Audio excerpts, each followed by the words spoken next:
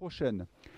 J'en profite pour remercier Boris qui a partagé ce projet avec Orques sans frontières pour la Surfrider et aussi Philippe qui n'est pas là et donc Pascal qui le représente du CDDP des Landes. Orques sans frontières était un projet donc qui réunissait ces trois groupes, Orques sans frontières, Orques sans frontières. On arrête les discours, on passe au film. Et d'abord un mot de Boris. Bonjour les enfants. Je tenais déjà à vous remercier pour vos écoutes. On a reçu ici à peu près une trentaine de classes, donc vous êtes déjà venus. Et vous avez vu, vous avez tous participé à la création de l'œuvre collaborative, donc avec lesquelles les 35 classes ont participé, enfin que les 35 classes ont développé. Je voulais vous féliciter encore une fois et j'espère qu'on va vous revoir l'année prochaine ici. Voilà.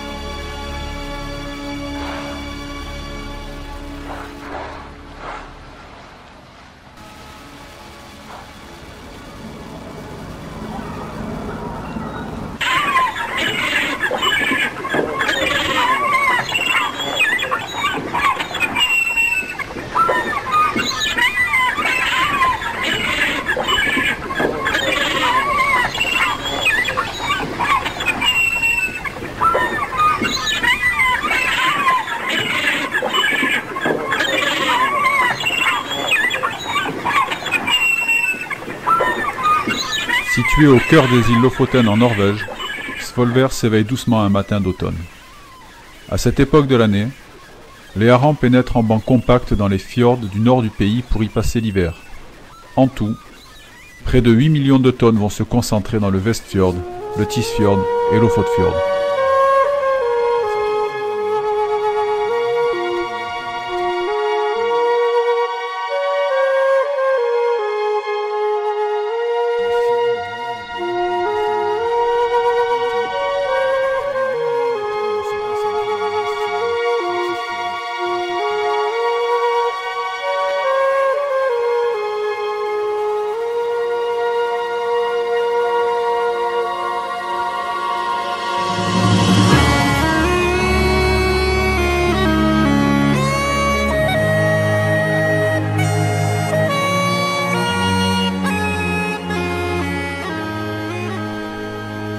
Les chalutiers norvégiens ne sont pas les seuls à profiter de cette manne. À la même époque, la plus importante colonie d'orques résidente de l'hémisphère nord va suivre ce gigantesque garde-manger et s'en repaître jusqu'au printemps. Cette population d'orques, dont 655 ont été formellement recensés, est estimée à 1 millier d'individus.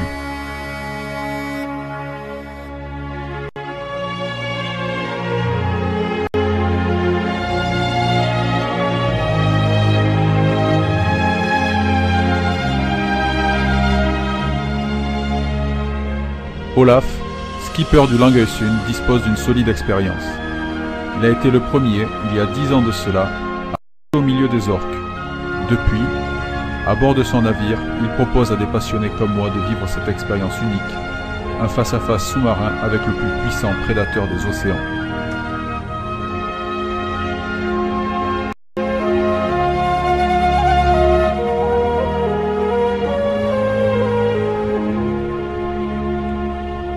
Lorsqu'en 1998 j'ai été pour la première fois à la rencontre des orques de Norvège, c'est comme si j'avais plongé dans mon rêve d'enfant.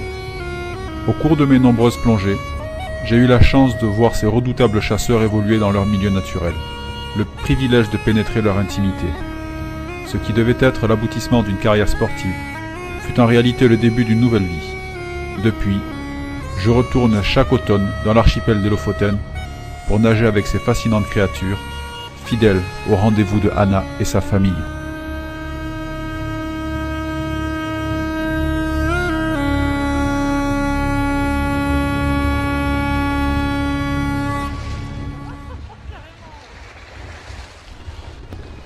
Une concentration de mouettes tournoyant au-dessus des vagues nous indique que la chasse a déjà commencé.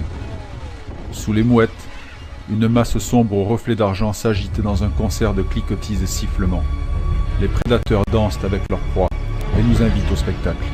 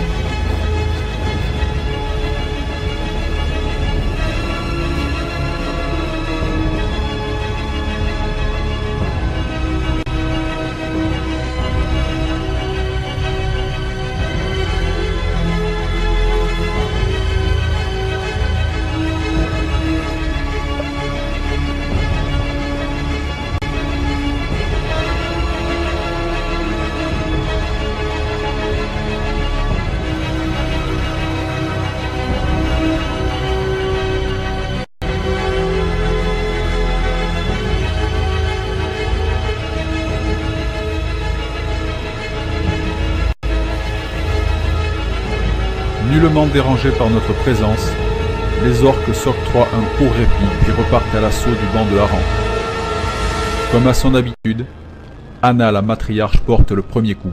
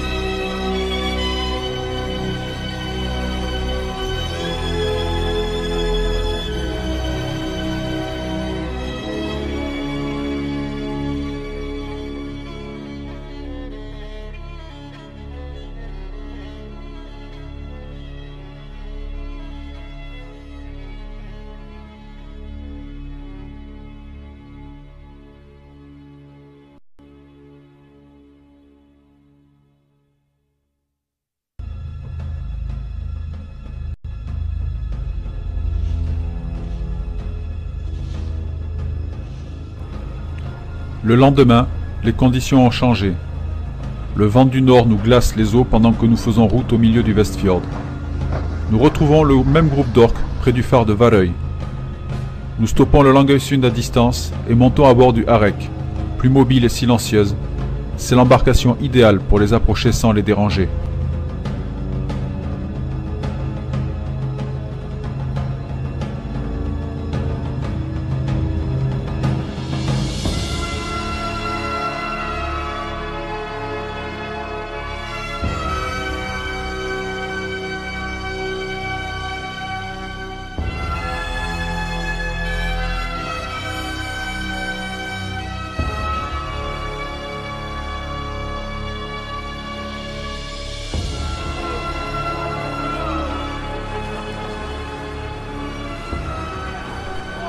Un aileron s'éloigne du groupe et s'approche du bateau.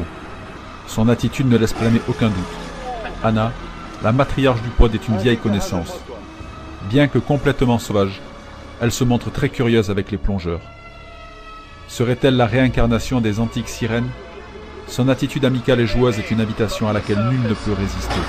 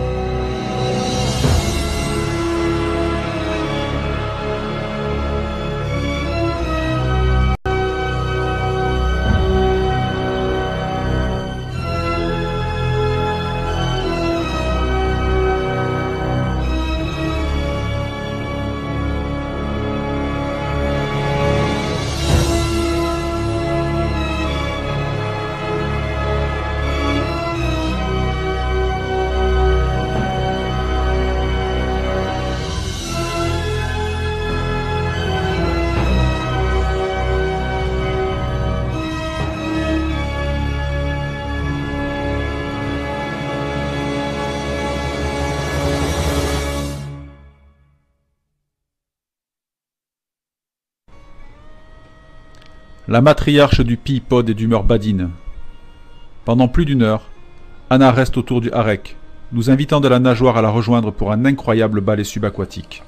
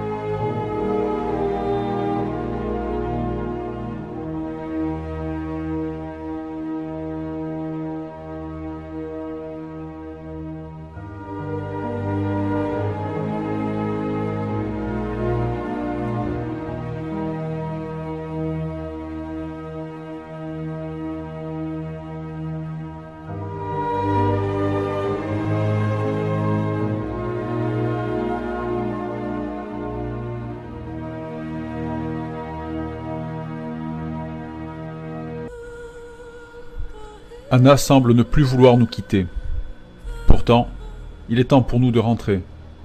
Ce soir, le soleil se couchera un peu trop tôt au pays des orques.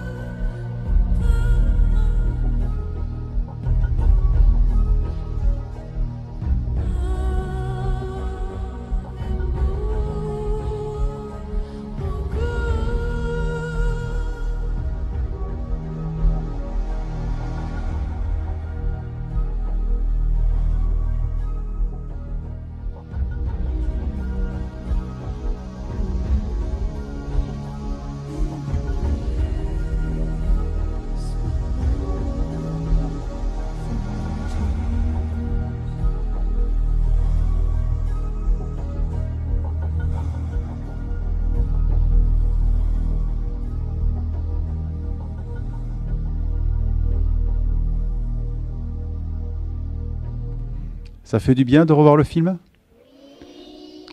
Moi, ça me fait très plaisir de le revoir aussi. Je t'écoute. Bon. Ce film a été tourné en Norvège il y a 8 ans de ça. Les images que vous voyez, elles datent d'il y a 8 ans, 9 ans pour certaines. Et actuellement, l'association Orques sans frontières prépare un nouveau film qui sera la suite de ce film. Qui sera la suite de ce film, qui va s'appeler Retour au pays des orques. Je vous laisse découvrir la bande-annonce de ce film qui sortira en 2014, l'année prochaine.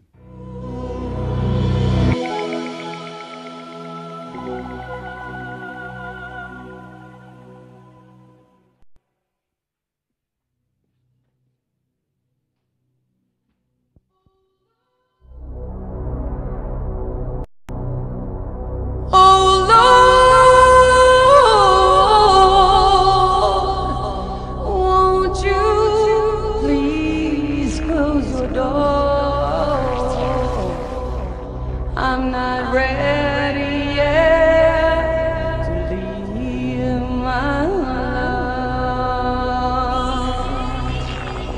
Oh Lord,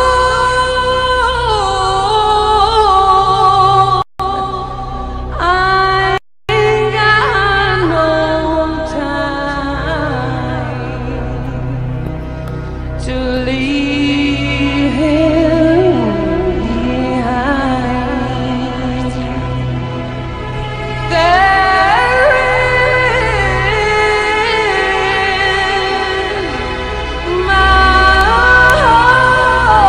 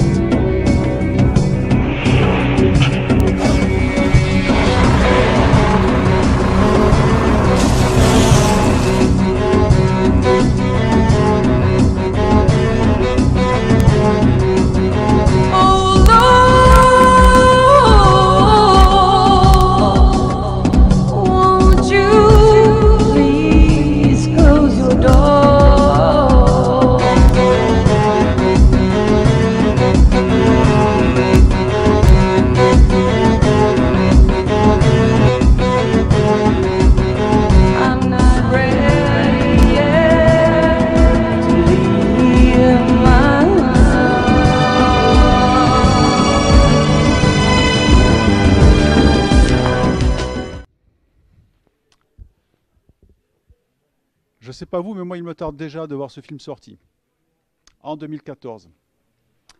Donc, j'espère que ça vous a plu.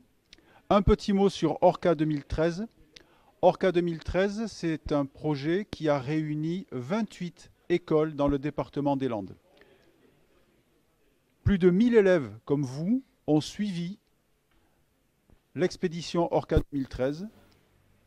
Et vous avez été ceux qui ont eu la chance de venir ici à la Surfrider pour assister une nouvelle fois au film Voyage au pays des orques et aussi pour voir cette bande-annonce qui présente la suite de Voyage au pays des orques. Le film s'appellera Retour au pays des orques. Je vais vous dire au revoir, merci d'avoir participé. Merci aussi à tous nos partenaires, à nos amis de la Surfrider, à nos amis du CDDP, auxquels on pense, à tous les autres établissements qui n'ont pas pu venir se joindre à nous. Et je vais laisser le mot de la fin à Boris pour clore et conclure cette belle initiative et ce beau projet. Merci Pierre. Pour conclure, je vais me répéter, je vais de nouveau vous remercier les enfants, remercier le CDDP des Landes pour leur confiance, remercier Pierre de ne pas s'être fait croquer par les orques. Merci les orques de m'avoir laissé revenir. Voilà, et j'espère à l'année prochaine. Est-ce que vous avez des petites questions ou des grosses questions ? Ah, jeune homme. Pourquoi, pourquoi vous, que- com- est-ce que c'est dans la mer dans cette mer là, dans la mer quand on y était allé? Dans l'océan Atlantique? Qu'il y a des orques? Tu veux répondre, Pierre? Ben, ce film-là, non, ça n'a pas été fait dans l'océan Atlantique. Mais on a des orques aussi dans l'océan Atlantique. Et il n'y a pas longtemps, il y a des pêcheurs qui en ont filmé justement à Contis, c'est dans les Landes, un peu plus haut qu'ici, où des orques sont passés pour pique-niquer le butin de pêcheurs.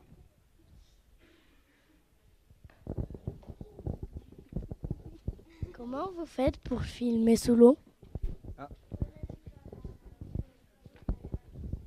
Alors oui, la réponse, elle est là. Il y a des caméras spéciales, hein. Alors, on met une combinaison pour pouvoir plonger et on prend une caméra qu'on met dans un caisson qui s'appelle un caisson étanche. L'eau ne peut pas rentrer et on peut filmer sous l'eau avec cette caméra spéciale.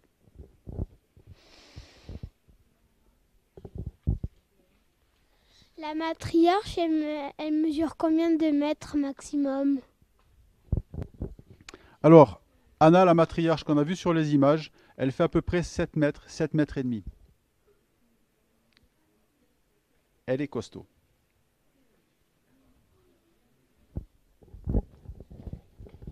Est-ce que pour les orques, on peut dire une quand c'est des filles? Ben, on dirait que oui. Alors, j'ai appris il n'y a pas longtemps que les orques, en fait, c'était un mot féminin. Et même quand ce sont des mâles, on dit une orque. Eh oui. Et des fois, il m'arrive de dire un orque, hein. Bon.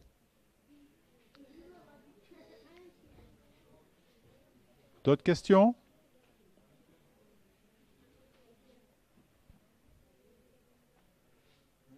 Ici?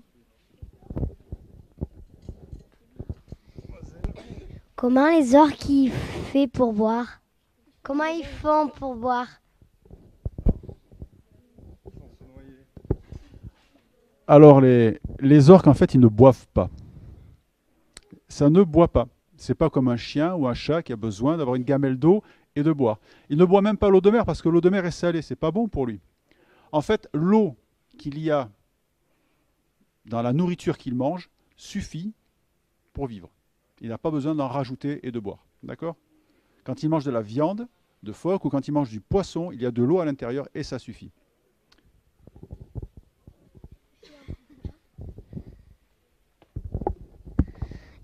Comment les orques elles font pour respirer? Après la boisson, la respiration. En fait, les orques, ils ne respirent pas par la bouche, on l'a compris. Ils ont, voilà, le trou qui s'appelle, vous savez le nom du trou qu'il y a sur la tête? C'est quoi le nom? Alors c'est l'évent. On appelle ça un évent, d'accord? Voilà, ben c'est par cet orifice-là qu'il ouvre, il souffle. Avant de replonger, il respire pour remplir ses poumons. Il le ferme et il peut redescendre sous l'eau. D'accord? C'est quoi la nourriture préférée des orques? Alors, les orques de Norvège avec lesquels je plonge mangent presque que du hareng. Ce sont des poissons. On en trouve chez le poissonnier du hareng, hein. D'accord? C'est un poisson argenté qui ressemble à une grosse sardine. D'accord? Ben, ils mangent pratiquement que ça. Et ils en mangent entre 200 et 300 par jour.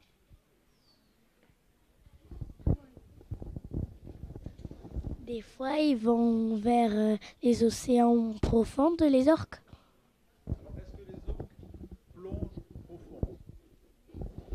Oui, les orques plongent, peuvent descendre jusqu'à 300 mètres. Mais c'est peut-être beaucoup plus que ça. En fait, on ne sait pas. On n'est pas sûr. D'accord? Oh, là-bas, des questions. Yanni. Ah oui.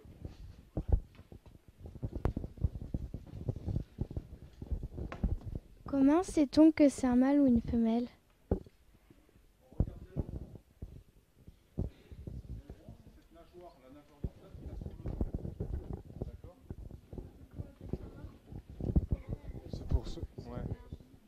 pour qu'ils entendent la réponse, oui. Une autre question? Oui. Comment on peut le savoir justement? Alors, en clair, très précisément, vous avez dû voir sur le film qu'il y a des orques qui ont un aileron qui est un petit peu en forme de virgule vers l'arrière, qui est de taille moyenne, et il y a des orques qui ont un aileron qui est très haut et tout droit. Hein? Vous en avez vu ça sur le film. Eh bien, celui qui a l'aileron très haut tout droit, c'est le mâle, et voilà, et la femelle, c'est l'autre, exactement. Voilà, bonne réponse. Donc vous avez fabriqué un orque mâle. Et dans le noir, comment ils font pour voir? Alors, des fois, sous l'eau, eh ben, la mer, elle est trouble et les yeux, ça ne sert à rien. D'accord? Et effectivement, ils ont un système comme les chauves-souris, un sonar. Ils envoient des sons devant eux et ce son passe à travers le nez. Oui? Oui? Ça passe à travers le nez. C'est comme ça. Et quand ce son rencontre un obstacle, il revient et ils entendent, le son passe à travers le menton. Mais je vous ai fait le test du... Non, je vous ai pas fait ça? Ah, vous l'avez pas eu, vous? Ah, il faudra que je vous fasse ça un jour alors. Hein? Que je vous fasse le test du diapason. C'est dommage, j'en ai pas. Ah, ben voilà. Bon, vous avez entendu le diapason. Le son, ici, ouais, hein, sur le sommet du crâne aussi, le sommet du menton. Bon, voilà. En fait, les orques, ils y voient aussi avec leurs oreilles, on peut dire. D'accord?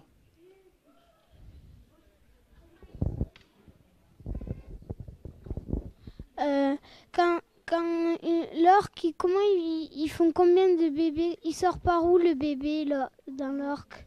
Il sort par où?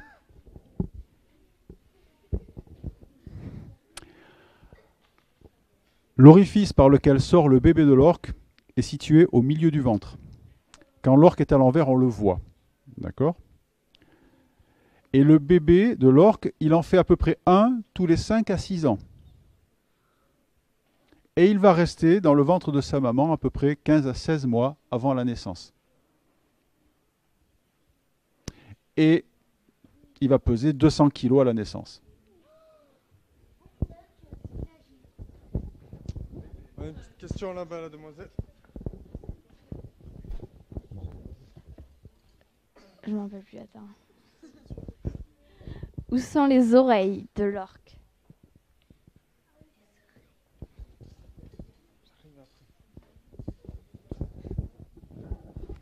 Alors oui, les oreilles de l'orque, ils ne sont pas comme nous, hein, d'accord? Parce qu'il y a de l'eau qui rentre dedans sinon. Donc c'est sous la peau et c'est au niveau de la mâchoire, ici. Les tympans, comme nous, hein, sont à peu près au-dessus de la mâchoire, à cet endroit-là. On appelle ça l'oreille interne. D'accord? Sauf que eux, pour pas qu'il y ait de l'eau qui rentre à l'intérieur, effectivement, il y a la peau qui recouvre tout ça et on ne voit rien. Ok?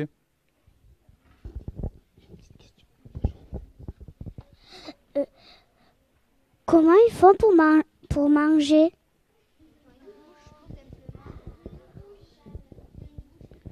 Alors, ben d'abord, il faut chasser. Parce que ce sont des prédateurs. Ce sont même les plus grands prédateurs des océans. Quand ils ont attrapé la proie, si c'est une grosse proie, eh bien, ils la mettent en pièces et ils mangent des petits morceaux.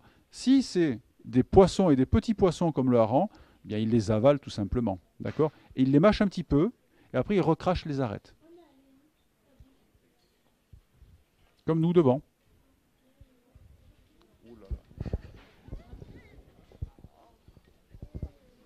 Est-ce qu'ils ont un peu de sang quand les bébés y sortent?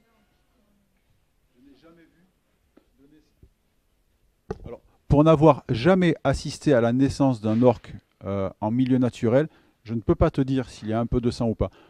Probablement qu'il doit y en avoir, oui. Parce qu'ils sont comme nous, avec un cordon ombilical, et quand ils se coupent, il doit y avoir un petit peu de sang.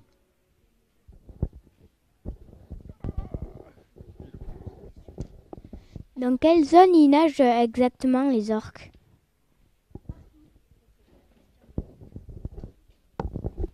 La réponse, oui, partout. dans tous les océans et toutes les mers du globe, on peut trouver des orques. Alors, il y a des endroits où on en trouve plus et plus souvent, c'est près des pôles, pôle Nord, pôle Sud. Mais on peut trouver des orques en face de Cap-Breton, Contis. On peut trouver des orques en Méditerranée, ça arrive. On peut trouver des orques sur toutes les mers du globe.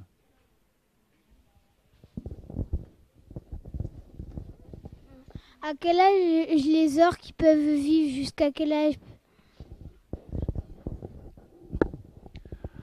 Alors, les femelles peuvent vivre jusqu'à 80-90 ans. Et les mâles peuvent vivre jusqu'à 70 ans, 65-70. Ils meurent plus jeunes en général, d'accord? Alors la dernière question. Bon, on en pose deux. Vous les posez, je vous prends la question et toi tu peux répondre aux deux à la suite. Combien ils mesurent exactement quand ils naissent, les bébés orques? Il nage plutôt vers le milieu ou vers un petit peu vers les côtés. Mais pas vraiment vers les côtés parce que sinon ils vont finir par s'échouer. Et la question c'est quoi? Ouais. Où est-ce qu'il nage vers où il nage exactement? Au milieu de l'océan ou sur le littoral, tu veux dire? Ok. Où c'est que des fois, est-ce qu'il y a des femelles qui rencontrent des orques, enfin, des garçons? Où est-ce qu'ils se rencontrent? Et une dernière. Est-ce que c'est déjà arrivé qu'un orque naisse avec une seule couleur? Une seule couleur. Pardon. Alors, dans l'ordre, la taille d'un bébé orque quand il naît aux alentours de 2 mètres. Où est-ce qu'ils nagent? Ils peuvent nager près de la surface. Ils ont besoin de respirer. Quand ils nagent au fond, il faut qu'ils reviennent à la surface, mais on peut les trouver très près de la côte aussi. D'accord? Ok. La troisième question, c'était où se rencontrent-ils? Alors oui, effectivement, comme ils vivent en famille, les groupes se séparent en deux, les femelles d'un côté et les mâles de l'autre, et le sous-groupe des femelles d'une famille A, par exemple, va rencontrer le sous-groupe du mâle de la famille B. D'accord? Mais ça se fait quand il y a des grands rassemblements. Ok? Et la dernière question, la couleur, oui, j'ai vu passer la photo d'un orque qui est tout blanc et qui vit en Russie. Il est tout blanc. Un orque albinos, il n'a pas de noir, il a une seule couleur. C'est le seul cas à ma connaissance. Alors, écoutez-moi, baissez les bras. Baissez les bras. C'était les dernières questions aujourd'hui. Si vous avez d'autres questions, vous pouvez les poser par Internet en passant par vos enseignants, par votre maîtresse. Je répondrai à toutes vos questions si vous écrivez à l'adresse de Orques sans frontières. Bon, j'ai bien compris qu'il était temps pour nous maintenant de nous séparer. Donc, je crois que le bus vous attend. Vous allez rentrer à l'école de la Battute. Encore une fois et une dernière fois, merci d'avoir participé à ce programme. Ça m'a fait très plaisir de vous rencontrer une première fois. Ça me fait très plaisir de vous revoir aujourd'hui. Et j'espère que vous serez nombreux à suivre le film quand il sortira.